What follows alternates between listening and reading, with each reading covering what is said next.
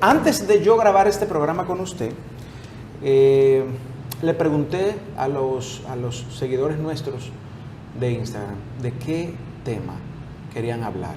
Y obviamente que me sorprendí por un tema que de verdad que yo nunca lo había tenido en mente para discutirlo con usted en términos psicológicos, pero aparentemente este tema es muy importante y me refiero al tema de la adopción de parejas del mismo sexo, y es algo que está ocurriendo en el mundo. Entonces, veamos este tema y comencemos por el principio.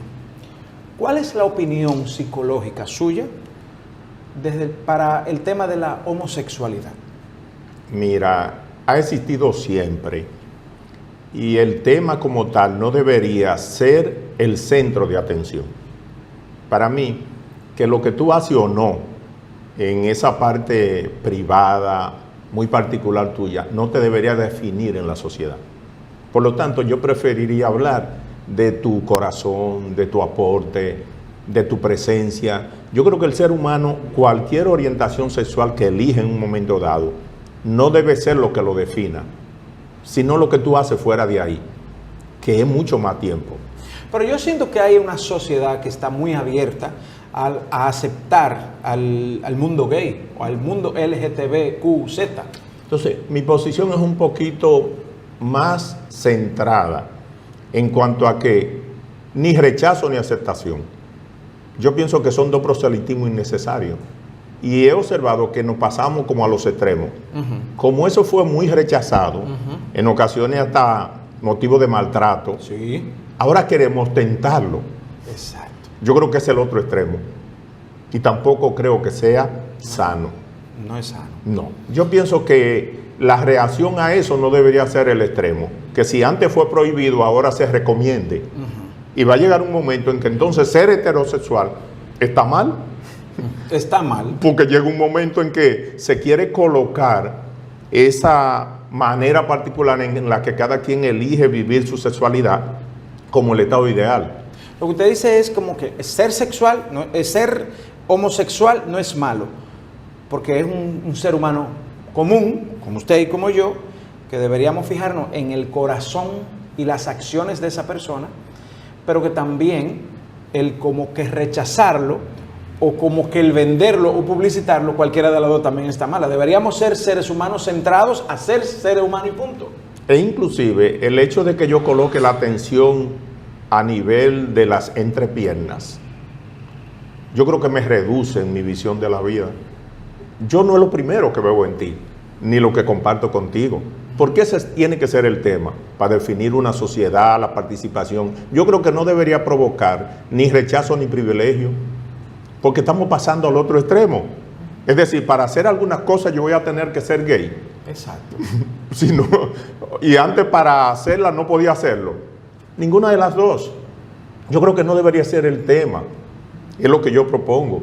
No debería haber un proceso de reivindicación de algo que debe colocarse dentro del contexto de la persona como lo que es. Okay. Yo no ostento mi heterosexualidad. Exacto. Que yo creo que ahí yo no ando gritando que soy hombre. Yo creo que ahí es más bien donde una parte de la sociedad tiene ese conflicto con parte del mundo gay, que yo creo que se pasan un poco de la publicidad del ser gay, del mundo gay, del desfile gay. Por ejemplo, se hace un desfile gay en París, que es una locura.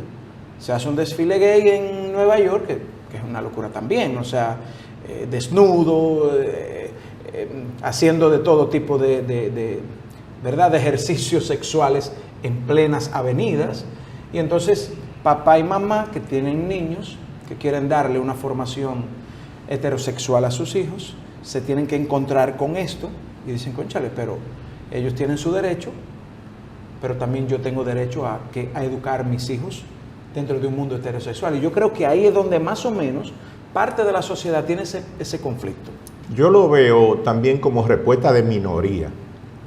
Observa que cuando las minorías quieren hacerse notar, tienen que hacer cosas que llamen la atención, porque por minoría no representan en sí mismos una cantidad de personas que justifique el llamado de atención. ¿Y psicológicamente eso está bien? No es si está bien o está mal. No, que la minoría quieran hacer bulla para hacerse sentir. No, yo quiero no, ver eso en no psicología. es tanto juicio, sino comprensión del fenómeno. Casi todas las minorías, no solo en el sentido de la orientación sexual, asumen comportamientos estruendosos para que por minoría llamar la atención. Entonces, cuando uno comienza como a poner las cartas sobre la mesa, comienza a mirar mejor, porque esos temas suscitan un nivel de angustia existencial. Y la angustia como tal en el cerebro se registra como angosto. Pequeño. Y te reduce la visión. Cuando tú haces así amplia, dice, mira, hay una realidad que no se comenta. Y es que las personas que han optado por una orientación sexual real, sana, no lo ostentan. No se sienten representados en ese carnaval. No se sienten representados en ese proselitismo. Ellos han optado en un momento dado en vivir su orientación sexual en un contexto de no dañar, de no promiscuidad, de no exhibición. Y ni ellos se sienten representados ahí. Entonces muchas veces queremos presentar eso como una población homogénea que está enarbolando unos derechos. Y muchos de ellos se sienten avergonzados de eso, por comportamiento de la misma comunidad que quiere representarlo. Entonces ahí es que yo invito a la sociedad como a mirarlo con más serenidad, a mirarlo desde ese enfoque que me gusta mucho la posición del Papa Francisco. Para mí que es un hombre que colocó Dios en un momento en que la humanidad necesitaba la sencillez, la alegría, el no drama. Y en un momento muy convulso de las mismas situaciones de la iglesia, le dicen, ¿qué usted considera de la homosexualidad? Hasta en un avión, que era un sitio, una entrevista en un avión saliendo de, y el periodista, Brasil. Como él es, le dijo, ¿quién soy yo para juzgarlos? Eso es desmontar la angustia, porque la angustia te lleva a elaborar juicios. ¿Y quién soy yo para juzgarlo? Es una palabra que él recoge de Jesús, sí, claro, que es la posición. Entonces, cualquier persona llegaba a Jesús y no era lo que la persona hacía que lo definía, sino la esencia común de todo ser humano. Es decir, Dios no te va de antemano a condenar, pero tú no puedes pensar que lo que tú decidas hacer, Dios tiene que aceptarlo. Es decir, Dios se presenta ante la humanidad como el amor perfecto. Correcto. Y ese amor es el que como que desdibuja lo que tú eres. Ante ese amor, todos mis miedos, mis desamores se ponen en evidencia. Correcto. Pues si detrás de una orientación sexual hay perversidad, hay maldad, hay culpa, hay daño a alguien más, Dios no te puede recibir por ser homosexual. Exacto. Tú no puedes considerar que Dios te está rechazando por ser homosexual. No. Dios está invitando, ni rechaza ni acepta, ha invitado siempre a amar. Y dentro de esa orientación tú puedes organizar tu vida de tal modo que no le haga daño a nadie, que no tenga que escandalizar. Lo mismo que me pide Dios como heterosexual, te pide como homosexual. Entonces, ¿qué es lo que mucha gente ha entendido? La petición no se divide. Entonces, ¿qué es lo que mucha gente ha considerado? Que determinada orientación sexual los exonera de algunos preceptos sociales, de algunos preceptos religiosos, que son los que le han dado, digamos, el cuerpo de consistencia a la sociedad.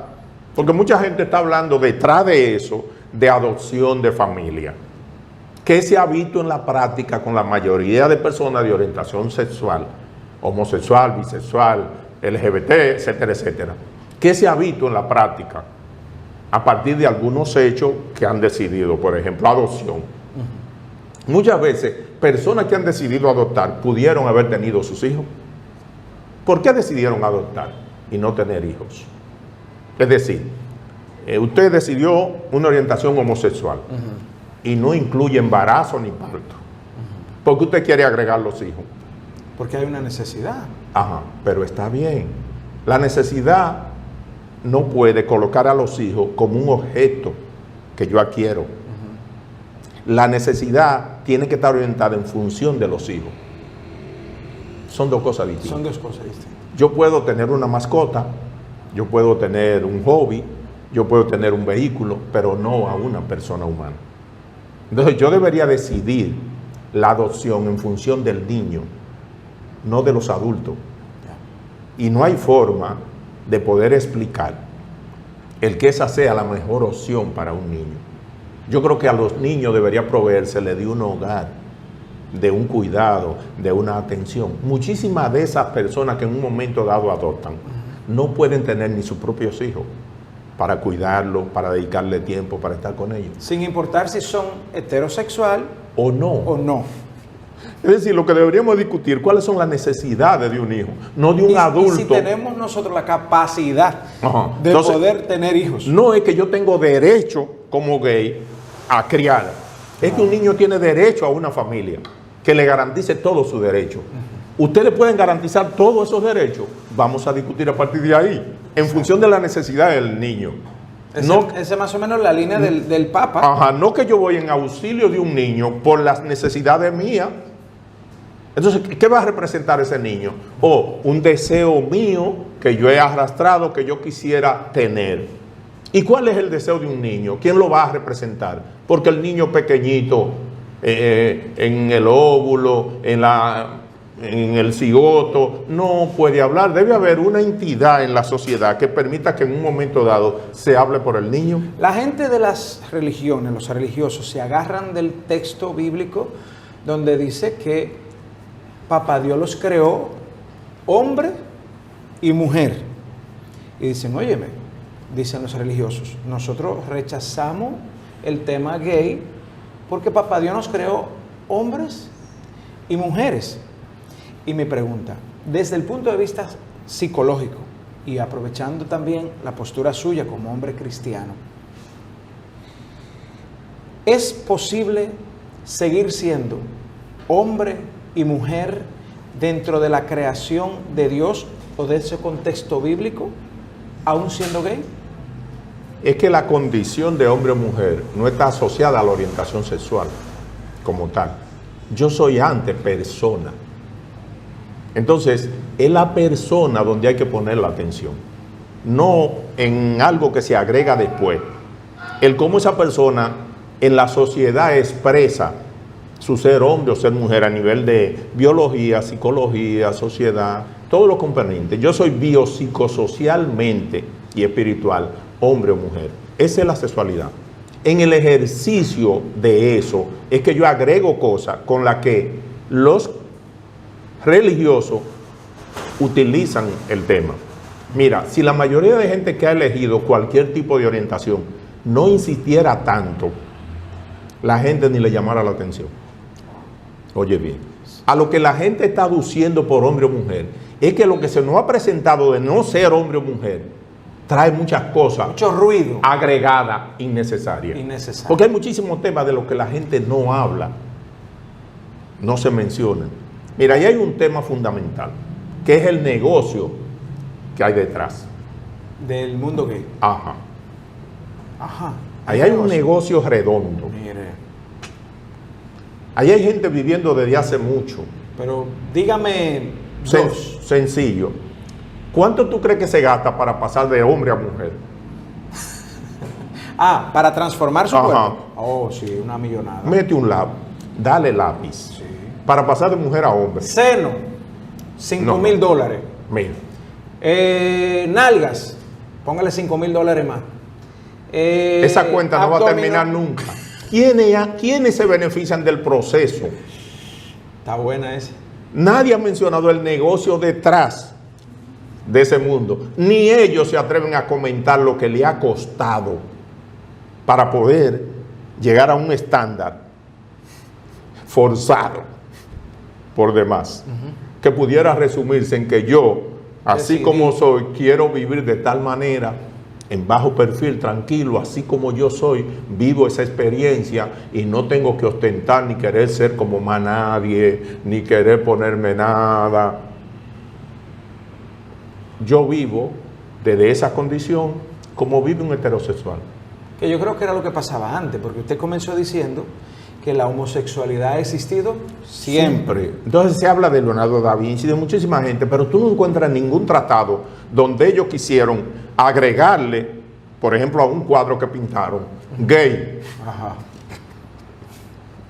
O cambiar el idioma. La marcha del orgullo gay. Eran, vivieron, la sociedad los rechazó en un momento dado. Eso se valoró en un momento y no se mencionaba. Porque inclusive cuando esas personas no insisten, se trata en un ambiente generoso, compasivo. Y yo lo he vivido en familia, en situaciones, que todo el mundo tiene como la idea, pero ese no es el tema, ni tiene que estarse insistiendo en eso. Ni limita. A donde yo voy es que en esencia, cuando nos acercamos a lo humano, no hay que llamar la atención. Y ahí podemos coexistir con algo que, por ejemplo, tú y yo estamos compartiendo aquí. Independientemente de tú o yo que tengamos una orientación sexual, ¿qué tiene eso que ver con todo lo que tú y yo queremos hacer? Como programa, como amigos, proyectos. ¿Qué tiene eso que ver? Es verdad. Donde tú y yo terminemos a las 11 de la noche, ¿qué tiene que ver con lo que nosotros estamos haciendo? Vamos a concentrarnos en esto, en ser nosotros, en aportar, en hacer el bien. De las 11 de la noche o 12 de la noche para allá, yo no creo que haya que tener cámara ni seguir insistiendo. Usted hace con su vida lo que considere, siempre y cuando haya un consenso de adultos que no haga daño y que de antemano eso no le produzca a usted una disonancia interna que haga de usted una persona angustiada que sufra. Yo creo que en ese respeto a la adultez debería estar en todas las vías. Tú exiges que yo te respete en tu opción. Respétame en la mía. Doctor, y en el consultorio suyo, usted como especialista de pareja, ¿usted recibe muchas parejas gay que van a tratarse? Sí, he tenido varias personas de lesbianas y homosexuales. Sí. Y desde hace normal, mucho como tiempo. pareja. Normal, sí. ¿O van individualmente? Individual y como pareja. ¿Y cuáles temas se tratan básicamente? Lo mismo de los heterosexuales. Los mismos. Solo que yo he notado que están como matizados.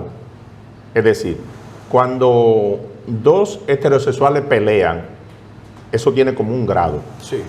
He notado que cuando los homosexuales pelean, es mucho más intenso. El grado es mayor. Sí. Yo creo Bueno, que no es lo mismo un pleito de un hombre con una mujer que un pleito de dos hombres. Sí, pero que no son dos hombres. Son dos hombres. No, la pareja no son dos hombres. Ni es un hombre y una mujer. Yo lo digo en su condición de seres Ajá. humanos. Pero esa es una dificultad que tenemos. Ok. Ellos son una pareja gay. Nos va a costar entender que no son dos hombres ni dos mujeres. Es diferente. Normalmente, Entonces el código, para que entiendan eso, porque es fundamental, si no, no lo podemos entender. Ajá. Porque cuando vemos una pareja, nosotros seguimos con la forma de ver un hombre y una mujer. ok, Entonces ellos no son un hombre y una mujer, ellos son una pareja gay. ok. Y dentro de ese mundo hay muchísimas tonalidades de activo, pasivo, se alternan, muchísimas situaciones que no son el performance que yo tengo del género. Del género, como nosotros Ajá. lo vemos normalmente. Como la mentalidad que yo digo de ahí hay un hombre. No, ahí hay una persona del sexo masculino gay que no corresponde al performance que Sí. tiene el hombre en actuación. Pero me imagino que también para usted, en su condición de profesional, también ha tenido que readaptarse. Sí, tengo que hacer el reajuste, porque si no, no los voy a poder ayudar ni entender. Porque si yo tengo la idea del hombre, viendo al que tiene los rasgos más cercanos, no lo voy a poder acompañar. Yo tengo que entender que es una entidad totalmente nueva, distinta, como muchos de ellos se entienden, y por eso muchas veces dicen, pero es que no es eso. Porque si tú usas el criterio que yo tengo de cómo acompañar para que el hombre asuma un rol, no es algo muy diferente que ellos recrean. Yo tengo que entrar un poco en ese mundo para poder hasta aprender de ellos Sí. y acompañarle. Entonces lo que he notado es que hay una mayor intensidad en el componente emocional, en todos los extremos. E inclusive eso genera mayor inseguridad, genera una mayor lealtad, inclusive. ¿Lealtad? Sí, ¿O deslealtad? no lealtad. Entre ellos. Sí, porque hay una situación de que a un homosexual le cuesta más ser homosexual que a un heterosexual ser heterosexual.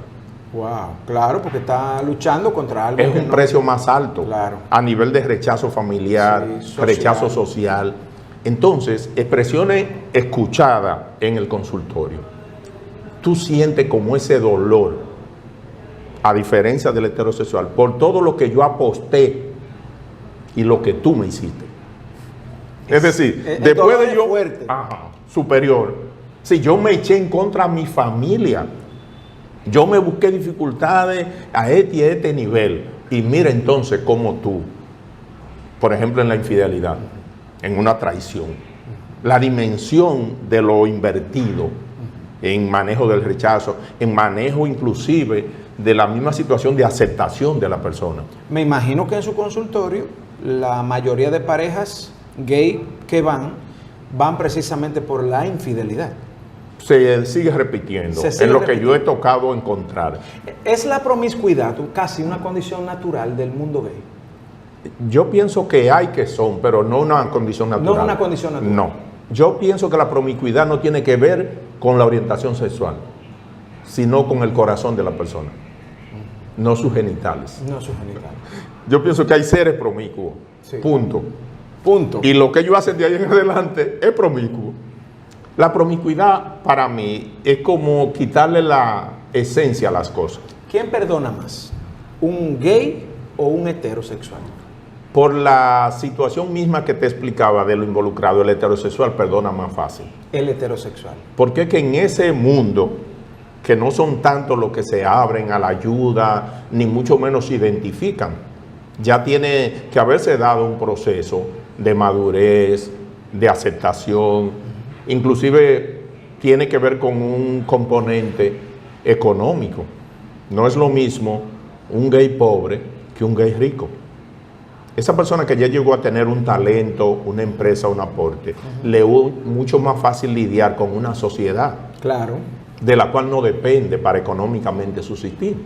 Entonces, hay personas, como en todo, que están más desprotegidas y se va repitiendo. Por ejemplo, en la sociedad, la mujer pobre tiene más dificultad que el hombre rico. Sí. Entonces, cuando tú sumas género, pobreza, nivel de educación, eso también se traslada al mundo gay. Y por igual, no es lo mismo una persona que ha tenido educación, que ha tenido oportunidad de nacer en una familia pudiente, a la hora de involucrarse con alguien, porque se va sumando género, condición socioeconómica, condición académica, y eso va creando, si tú quieres, grupos en los cuales, mientras menos educación e información tiene la persona, mientras menos poder de acceso al mundo, mientras menos comprensión familiar tuvo, más sufrimiento. Y mientras más tú sufres por algo, tú entiendes que eso debió valorarse. Entonces de ahí es que viene para mí la reacción mucho más cruel en cuanto a la manifestación. Inclusive, una parte que hay que volver a retomar es que pudiera ser considerada una conducta de riesgo. Y la gente no quiere hablar de eso tampoco. ¿Qué podría ser considerado una conducta de riesgo? Si tú te pones a ver una serie de crímenes de personas de orientación sexual, homosexual, bisexual, LGBT, están rodeados de un ambiente sangriento. Wow. Y nadie se ha sentado a escribir, nadie se ha sentado a reflexionar qué pasa en ese mundo, que se repiten a través de los años una serie de figuras importantes, de gente con muy buen aporte en diferentes sentidos, que ha terminado en un cuadro catastrófico. Sí. No es la condición para mí de la orientación sexual, es lo que se le asoció a la orientación. Exactamente. Donde hubo un componente que exponen a cualquier otra gente. Exactamente. Pero ¿qué elemento de vulnerabilidad suma la orientación sexual? Ahí es que yo iría con el estudio. ¿Qué es lo que hace vulnerable a un gay para que termine en una catástrofe? Eso hay que estudiarlo. Entonces eso hay que estudiarlo para que la misma comunidad... Entonces ahí tenemos un ámbito que no se quiere mencionar. Pero ¿no tendrá esto que ver con lo que precisamente usted acababa de explicar? En el hecho de que a veces hay parte del mundo gay que hace tanto ruido para que se les reconozca, para que la sociedad los acepte, que termina eso siendo la misma razón de rechazo. Porque hay muchos gays que viven una vida normal, bajo perfil, que son personas que aportan muchísimo a la sociedad y que son gay, que tú lo sabes, que tú compartes y convives con ellos sin ningún tipo de problema. Si, por ejemplo, asociáramos un grupo de gay, que fueran personas normales, que vistieran normales, y que su condición de gay no importara en su modo de vida, y dijeran, por ejemplo, nosotros todos los meses vamos a hacer un aporte social, vamos a sembrar árboles, o vamos a llevar una donación a un centro de necesidad, qué sé yo, en el caso mío, por ejemplo, a un ancianato. Esas personas seguirían siendo gay, sin ningún tipo de rechazo. Y sería una mejor campaña de orgullo. De orgullo gay. Porque ahí vuelvo al tema central para mí, que es la persona. Sí. Exacto. Entonces, esas cosas que tú ostentas después de ser persona, no pueden ser motivo de orgullo. Yo entiendo que la esencia de la persona es la bondad. Independientemente a tu orientación sexual, seamos buenos seres humanos.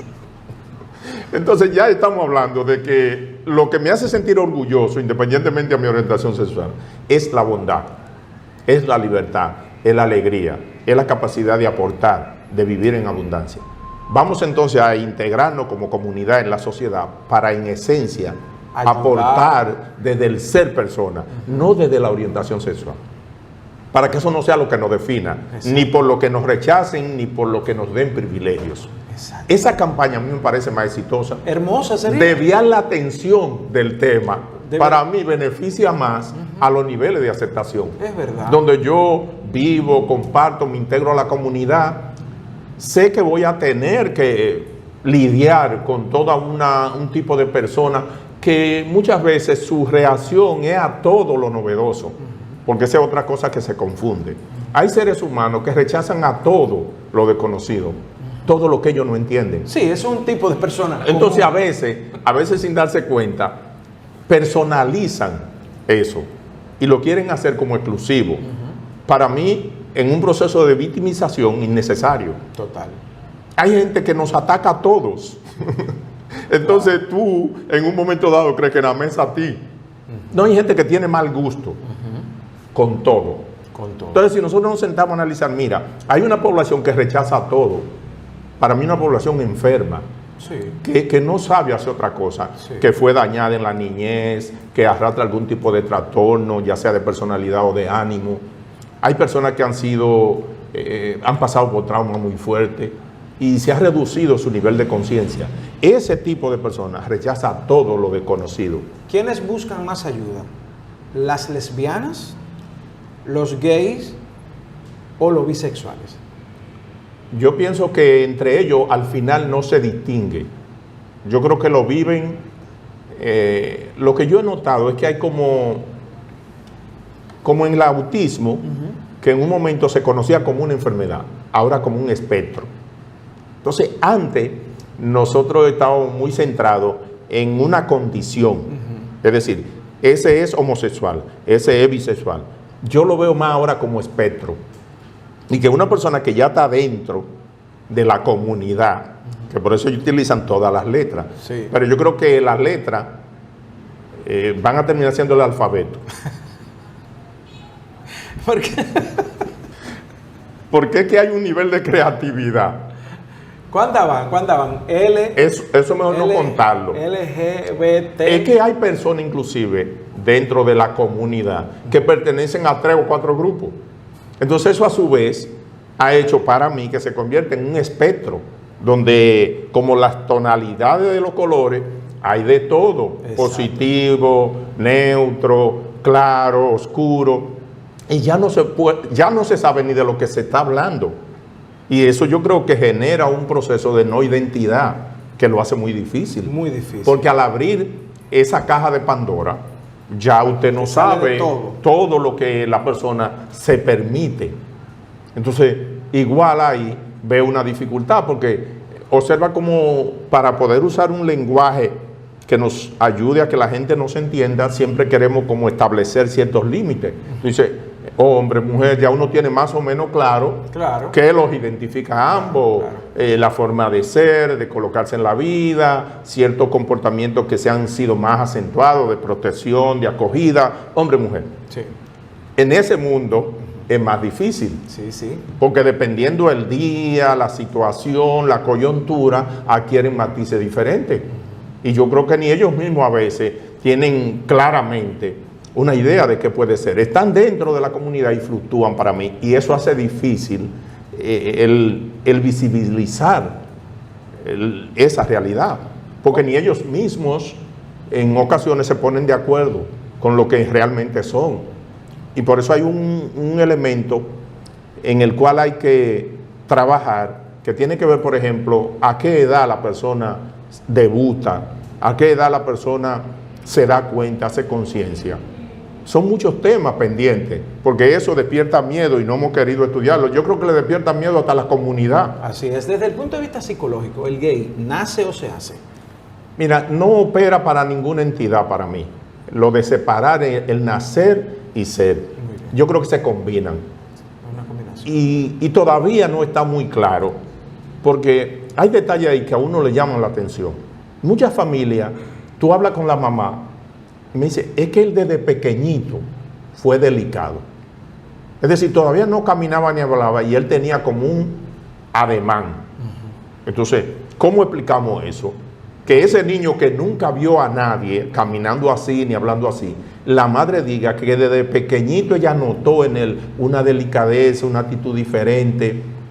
Entonces, eso debería colocarnos en un escenario de mayor comprensión. Exacto. Pero no para definir que todo el que tenga esos ademanes y esas actitudes va a tener que ser necesariamente gay, homosexual.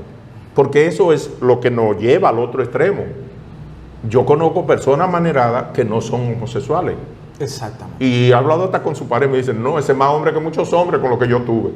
Y ellos son amanerados y no les importa ni les preocupa, ni a su pareja tampoco. Provocan al inicio una cierta reacción, pero ellos no le paran eso porque ellos saben cómo se aman, cómo son. Y están conscientes. Entonces ya ahí desapareció el estigma que teníamos de que todo el que es delicado, pues llega un momento que tú tienes hasta miedo en ser delicado. Sí.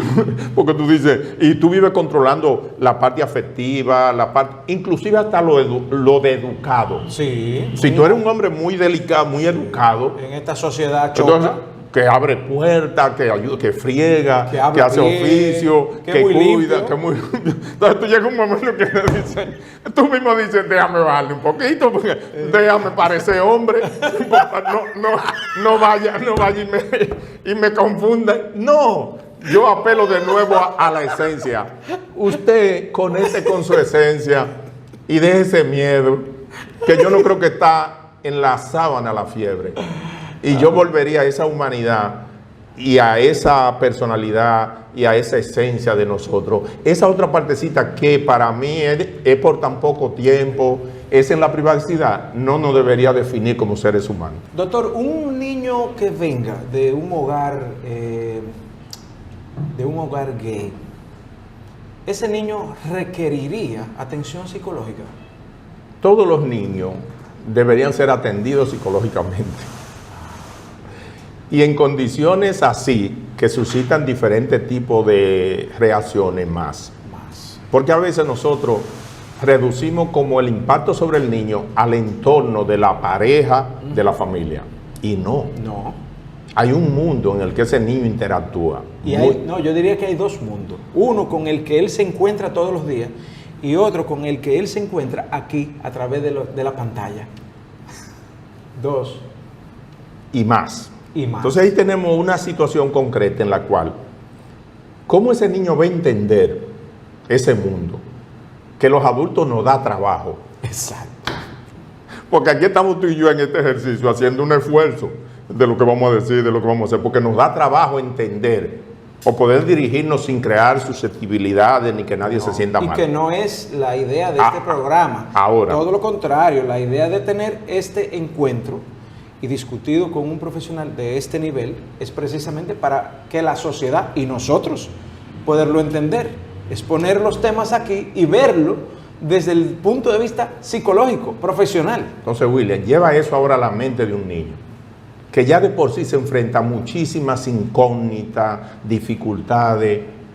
Ahora súmale que él pertenece a una población especial, porque tú no puedes pretender que eso se vea de la misma forma que ha ido irrumpiendo, que tiene un tiempo, que es una forma, si tú quieres, hasta novedosa de vida, el tener dos papás. Claro.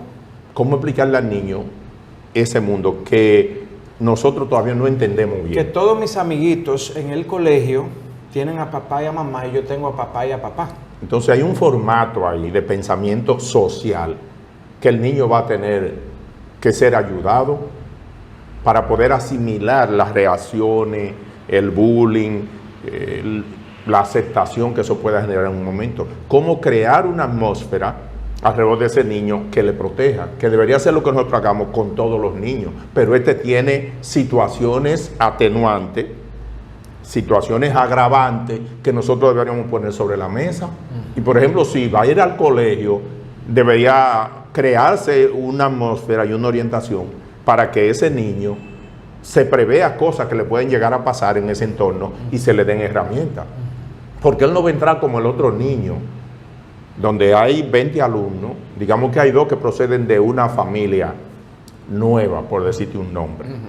Hay 18 que operan con unos códigos.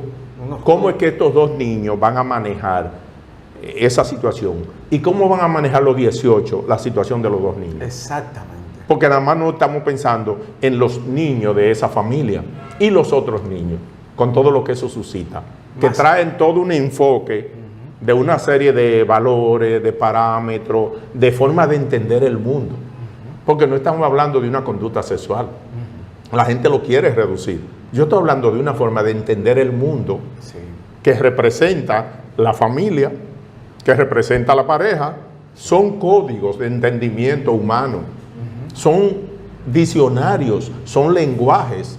Entonces todo esto amerita que, ya que no hemos decidido a aperturarlo, nosotros hagamos campañas de comprensión, pero no una campaña proselitista, no una campaña vendiendo algo, sino una campaña concientizando a todos, a los niños fruto de esta familia y a los niños que no son de esta familia, para que aboguemos por un trato humano, donde ninguna condición genere privilegios ni rechazo.